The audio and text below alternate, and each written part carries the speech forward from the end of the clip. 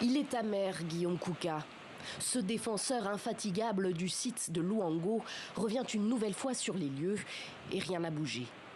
Avec d'autres acteurs de la société civile, il s'était mobilisé il y a 2 ans car la baie de Louango et sa charge historique étaient menacées.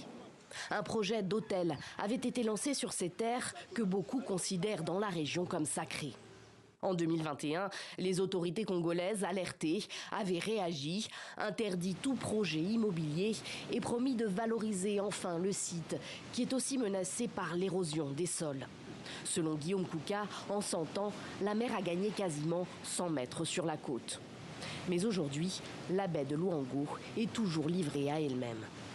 Sur cette plage de Louango, il y a plusieurs nations, que ce soit la Hollande, que ce soit la France, que ce soit l'Angleterre, que ce soit le Portugal, qui ont fait des échanges, qui ont fait des activités entre le 16e et le 19e siècle.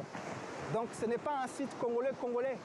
D'ailleurs, les esclaves qui arrivaient là n'étaient pas seulement des esclaves qui étaient pris sur le territoire de l'actuel Congo. Donc c'est un site non seulement qui appartient au Congo, mais il appartient à quasiment toute l'Afrique centrale et au monde entier. C'est un site qui a toute sa place au patrimoine universel de l'UNESCO.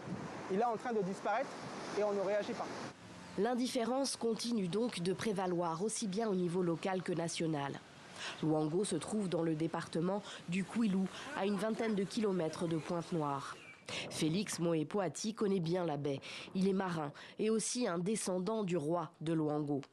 Avec son association, il a voulu agir. Plusieurs réunions, dont certaines sur le terrain, ont eu lieu avec les services du préfet. Et puis, plus rien. Étant originaire du Kwilu, étant un fils du Kwilu, il serait quelque part inacceptable. Et ça serait difficile pour nous, cette nouvelle génération-là, de voir comme ça cet héritage disparaître comme ça, sous les flots, sans qu'il y ait une réelle intervention. Le président du conseil départemental du Kwilu a refusé de répondre à nos questions.